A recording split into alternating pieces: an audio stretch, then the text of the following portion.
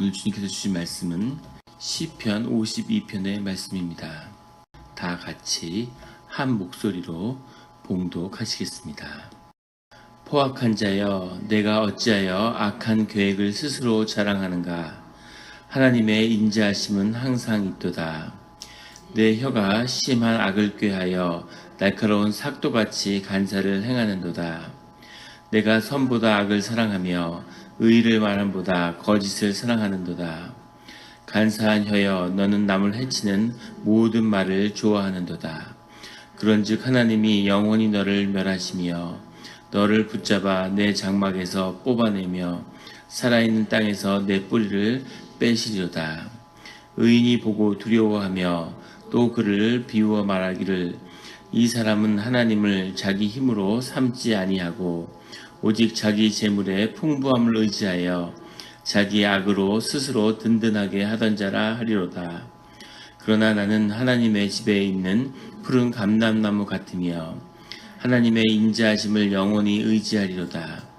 주께서 이를 행하셨으므로 내가 영원히 주께 감사하고 주의 이름이 선하심으로 주의 성도 앞에서 내가 주의 이름을 사모하리이다. 아멘. 다 같이 기도드리시겠습니다. 하나님 아버지 감사합니다.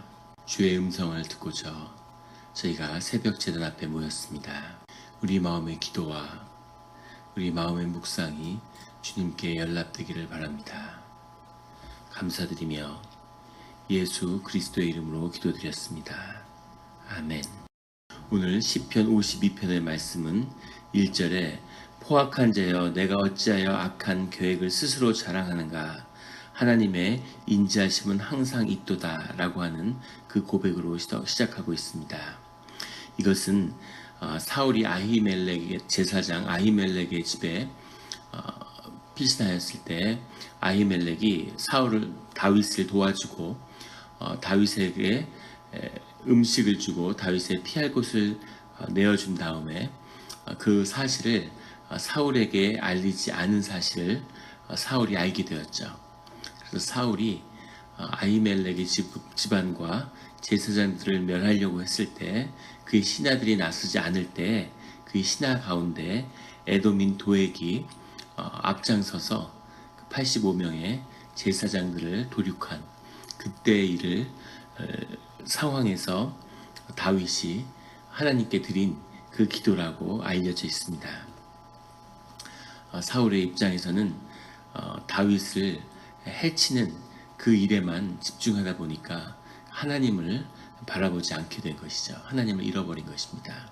그래서 한없이 무기력해 보이는 제사장들을 도륙했는데 그 죄를 보는 사람들은 그것에 동참하려고 하지 않는 거죠. 그런데 그런 악한 일에 앞장서서 악을 행한 그런 도액을 가리키고 있는 그 시편의 구절로 기억되는 겁니다. 포악한 자여 1절에 말하는 것은 도액을 의미하는 거죠. 네가 어찌하여 악한 계획을 스스로 자랑하는가? 누구나 악한 것이 안에 있고 또 알게 또 모르게 악을 행하지만 이렇게 악한 계획을 세우고 악한 일을 자랑하는 그런 자들이 있다는 거죠. 그러나 하나님의 인자하심은 그 가운데서도 하나님의 보호하심이 나와 함께 한다고 하는 그 고백입니다. 2절에 내 혀가 심한 악을 꾀하여 날카로운 삭도같이 간사를 행하는도다. 혀가 악을 행하는데 그 악이 마치 날카로운 칼처럼 사람을 해치고 생명을 해치는 그런 일들을 행한다는 거죠. 우리 시편을 통해서 여러 번 나누게 되는 것처럼 악이라는 것은 늘 그 말을 이용해서 말의 관세를 이용해서 이것이 영적 관세이기도 하죠. 그것을 이용해서 악을 행한다는 겁니다. 없는 말을 만들고 모함을 하고 사람을 궁지에 빠뜨리고 어떤 음모를 세우고 이런 것들이 모두 악의 계획인데 그것이 혀를 통해서 나간다는 거죠. 3절에 내가 선보다 악을 사랑하며 의를 말함보다 거짓을 사랑하는도다. 이것은 구체적으로 다윗이 도액을 가리키는 것이기도 하지만 동시에 우리 모두 내면에 있는 우리 안에 있는 악한 뿌리를 지칭하는 것이기도 하겠습니다. 우리 마음에는 악을 사랑하는 마음이 있는 거죠. 의를 사랑하는 마음도 있지만 악의 달콤함을, 악이 주는 그 간사함을, 거짓을 사랑하는 마음도 있다는 겁니다. 4절에 간사한 혀여 너는 남을 해치는 모든 말을 좋아하는도다. 혀를 다스리는 것, 그것이 우리 신앙생활의 가장 중요한 과정이죠. 혀를 다스릴 수 있어야 모든 만악이 우리의 운명과 우리의 자녀들의 삶을 파괴하는 모든 재앙이 다 혀로 인해 비롯되는 겁니다. 그래서 우리 특히 이런 촌락 공동체, 한국에 수천 년 동안 촌락을 중심으로 시족을 형성해서 촌락 생활을 해왔던 그것이 깊이 남아있는 우리 전통 문화에서는 이 남을 험담하고 남의 이야기를 즐기는 것, 이게 아주 뿌리 깊죠. 이것을 끊어야 되는데 이것을 끊기가 어려운 겁니다. 내 혀에서 나간 그 말이 나에게 돌아온다는 것을, 그것이 내 삶과 내 자녀의 삶을 올매는 올무가 된다는 것을, 그것을 볼 때까지, 그것을 보기 전까지는 이 악의 혀를 끊지 못하는 거죠. 남의 이야기하고 말을 만드는 것, 이것을 끊어내지 못하는 겁니다. 그런데 오늘 에돔인 도액은 거기서 한 발 더 나간 거죠. 혀로 죄를 지을 뿐만 아니라 적극적으로 악에 가담한 겁니다. 그런 일을 저지른 그런 악당들은 5절에 나온 것처럼 그런즉 하나님이 영원히 너를 멸하시며 그 악의 대가를 치르게 된다는 겁니다. 너를 붙잡아 내 장막에서 뽑아내며, 여기서 너를 붙잡아라고 하는 붙잡는다는 동사가 이 부지깽이를 넣어서 이 숲 같은 거, 나무 또는 쓰레기 같은 걸 이렇게 집어서 버릴 때 쓰는 그런 동사라고 해요. 그것을 붙잡아 내 장막에서 뽑아내며, 장막이라는 것은 하나님이 계시는 그런 성전이죠. 동시에 그가 거하는 그 삶의 터전이기도 합니다. 장막이란 건 그 두 가지 뜻을 중의적으로 표현하는데 거기서 뽑아낸다는 거죠. 마치 물건을 들어서 버리듯이 그렇게 뽑아짐을 당한다는 겁니다. 살아있는 땅에서 내 뿌리를 빼시리로다. 생명의 근원에서 뽑혀짐을 받는다는 거죠. 이것은 하나님과 단절되었기 때문에 하나님 안에서는 더 이상 삶의 소망이 없는 자가 되었다는 뜻입니다.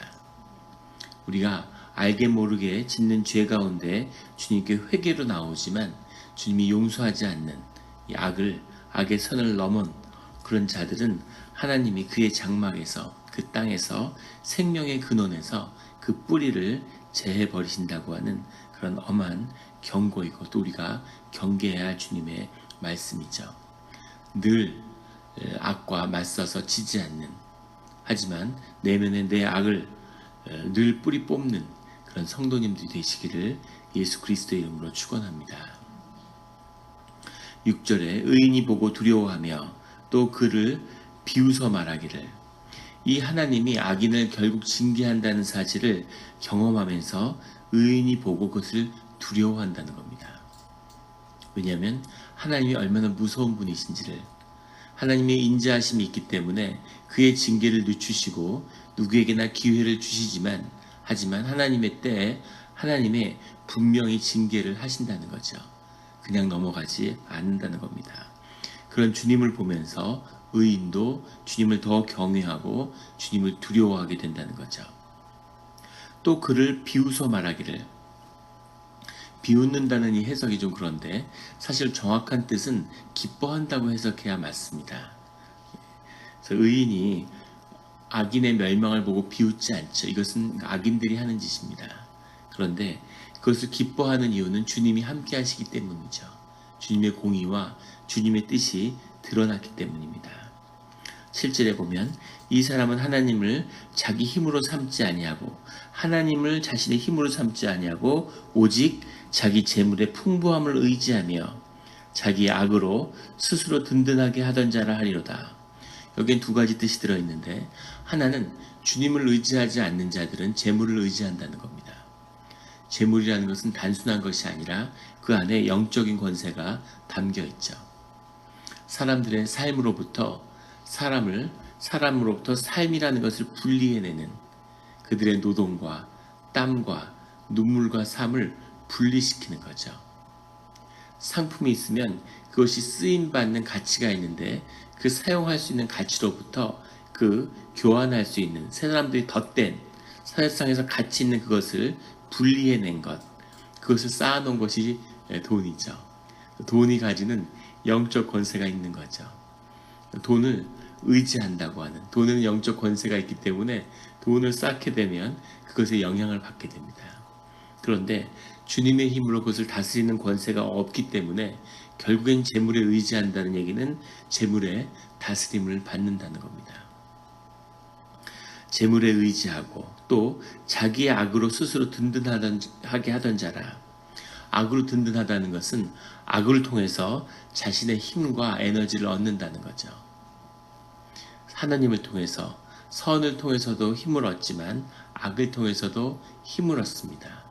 영적 권세가 있고 미움이 자신에게 힘을 주죠. 복수를 꿈꾸면서 수십 년을 살아가고 누구를 깊이 미워하면 거기서 미워하는 힘이 생기죠. 원자폭탄처럼 분열의 힘, 무언가를 분열시키고 갈등하면 거기서 에너지를 얻습니다. 그런데 문제는 방사능도 같이 나온다는 거죠. 그런데 사랑의 힘이라는 것은 마치 핵융합 같아서 핵 분열이 아니라 핵이 융합되면 핵을 분열하는 것보다 수백 배, 수천 배 에너지를 내죠. 그런데 사랑의 에너지를 얻지 못하기 때문에, 이 융합의 에너지를 얻지 못하기 때문에 분열의 에너지를 사람들이 택하는 거죠. 늘 싸우고 거기서 힘을 얻는 거죠. 이것이 악의 본질이기도 합니다. 우리가 잘 아는 일본의 스모 같은 경우, 스모가 영적으로 좋지 않은 건 그것이 일본의 신도의 제사에서 비롯됐기 때문에, 신도 의식이에요. 신전에 사람들이 모여 있는데 그 앞에서 싸우는 거죠. 사람들끼리 싸움을 붙여서 그 싸움을 통해서 그 싸우는 모습을 보면서 신들이 기뻐한다는 겁니다. 귀신들이죠. 그게 악의 본질인 거죠. 계속 갈등하고 싸우고 거기서 에너지를 얻어내는, 악을 통해서 스스로 든든하게 하던 자라. 그 힘에 의지해서 살아가는 자들이 있다는 겁니다.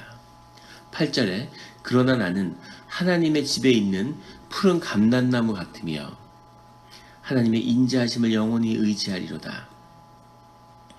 나는 하나님의 집에 있는 푸른 감람나무라는 것, 감람나무가 이런 소아시아, 근동아시아의 사막과 같은 그런 광야에서, 그런 황야 항무지에서 그 나무가 크게 자라는, 푸르르게 자라는 나무죠. 그래서 어려움과 고난 가운데서 생명의 뿌리를 내린 그런 신앙을 상징하는 것이 이 푸른 감람나무입니다. 하나님의 집에 있는, 하나님에게 뿌리를 내린 그런 푸른 감람나무와 같다는 거죠. 나는 하나님께 의지하기 때문에. 이 푸른 감람나무를 이룰 수 있는 것은 오직 하나님의 인자하심 때문이라는 것을, 주님의 인자하심에 영원히 의지하기 때문이었다고 이 시편의 기자는 고백하고 있는 겁니다. 이 푸른 감람나무에는 두 가지 비밀이 있는데, 하나는 이것이 새 미래를 보장하고 있다는 거죠. 인간은 4차원의 존재가 아니기 때문에 우리는 눈을 뜨고 늘 우리 공간, 시공이라고 하는 것의 틀에 묶여 있죠. 우리의 육신은. 그런데 우리의 영이라는 것은 사실은 3차원의 공에 묶여 있지 않기 때문에, 우리가 육에 묶이면 영이라는 것도 힘을 잃지만 하나님과 연결되었을 때는 그 이상의 차원으로 가는 거죠. 과거와 현재와 미래를 동시에 살아낼 수 있는 것, 그것이 영의 비밀이죠.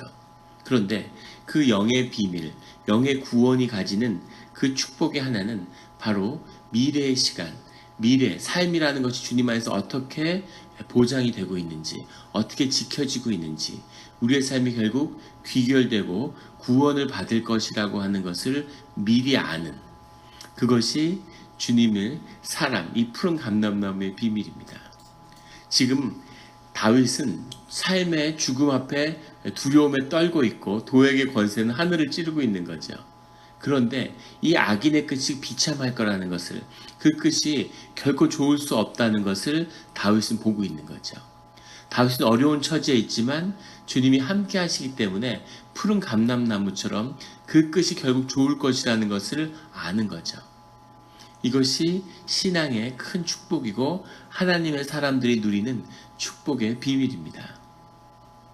이 축복의 비밀을 누리는 성도님들이 되시기를 예수 그리스도의 이름으로 축원합니다. 50부작 드라마를 보는데 마지막 50부를 먼저 본 거예요. 근데 그 보면은 온갖 악인들이 음모를 세워서 그 주인공을 막 괴롭히죠. 그것이 끝이라면 그것만 보면 주인공은 비참하고 어려움을 겪고, 어려움을 겪고 비참함을 겪을수록 그 드라마는 더 극적으로 그 주인공은 점점 더 멋있는 존재가 돼가는 거죠. 결국 모든 것을 이겨내고 해피엔딩이 될 거라고 하는 것을 알고 있는 거죠. 축구를 하는데 경기가 지고 있어요. 막 가슴이 졸이고 왜 이렇게까지. 요새 한국 축구를 보는 게 아주 고통스럽죠. 너무 못하니까.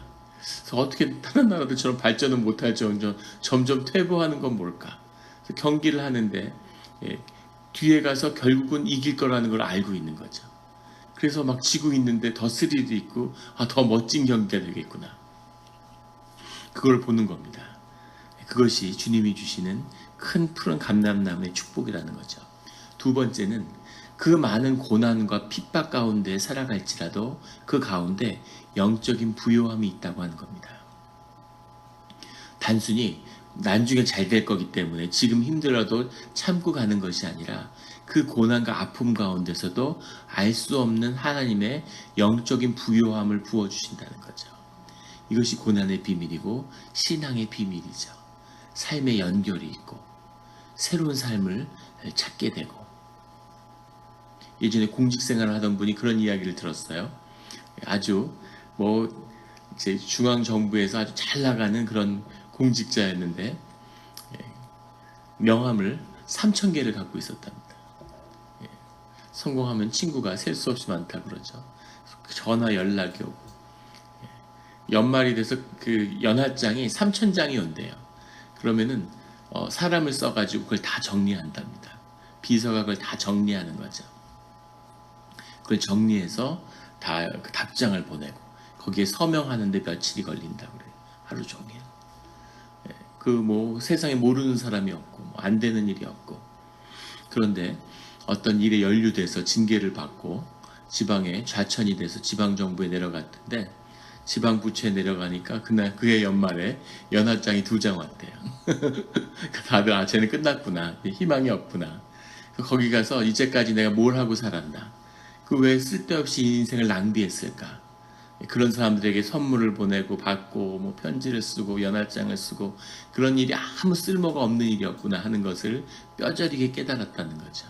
그런데 그런 아픔과 좌절과 억울함 속에서도 그 마음을 알아주고 위로해주고 소중한 사람들이 있구나 자기 삶 가운데 하는 정말 귀중한 자기의 삶을 찾았다. 이런 고백을 들은 적이 있습니다. 어려움 속에 있어도 좋은 사람을 만나고 좋은 관계를 맺고 알 수 없는 부요함이 있고 가족의 소중함을 깨닫게 되고 삶이라고 하는 것이 주어진 조건이 아니라 알 수 없는 그 삶을 받아들이는 그 영의 가치와 의미와 삶의 그 비밀이 다 들어있는 거구나 하는 그 비밀을 깨달았다는 거죠. 이것이 푸른 감람나무의 비밀입니다. 다윗의 삶을 평생 지키고 이끌었던 그 비밀이기도 하죠. 그 비밀을, 이 푸른 감람나무의 비밀을 놓치지 않는 성도님들이 되시기를 예수 그리스도의 이름으로 축원합니다. 9절에 주께서 이를 행하셨으므로 내가 영원히 주께 감사하고 주의 이름이 선하심으로 주의 성도 앞에서 내가 주의 이름을 사모하리이다. 주께 감사하고 주의 이름을 사모한다고 하는, 우리가 주님과 관계 맺고 주님께 나아가며 주님을 놓치지 않는 그 비밀을 마지막에 고백하고 있는 것이죠. 늘 주님 앞에서 생명을 잃지 않는, 주님을 찬양하고 감사하고 기억하고 사모하는 그 축복이 떠나지 않는 성도님들이 되시기를 예수 그리스도의 이름으로 축원합니다. 기도드리시겠습니다. 하나님 아버지 감사합니다. 우리가 때로는 억울한 일을 당하기도 하고 때로는 악한 일에 그런 특심한 자들을 보면서 크게 실망하고 상처받을 때가 있습니다.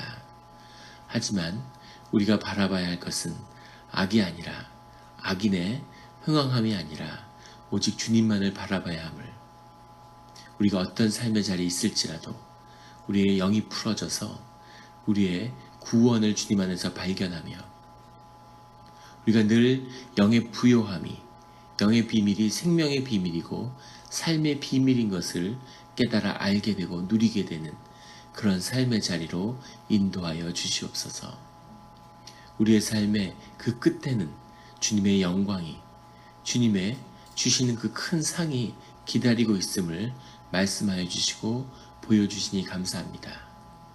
그것이 너무 기쁘고 주님이 주시는 상인 그 기쁨이 너무 크기 때문에 세상에 권세 잡은 자들이 세상에 주는 그 악이 주는 돌들을 던져버리고 하나님이 주시는 그 부유한 보물을 붙잡는 그런 주님의 자녀가 되게 하여 주시옵소서. 권세 있는 삶의 자리로 인도하여 주시옵소서. 늘 주님이 함께 하시니 그 축복이 우리를 붙드는 것으로 인해 감사합니다.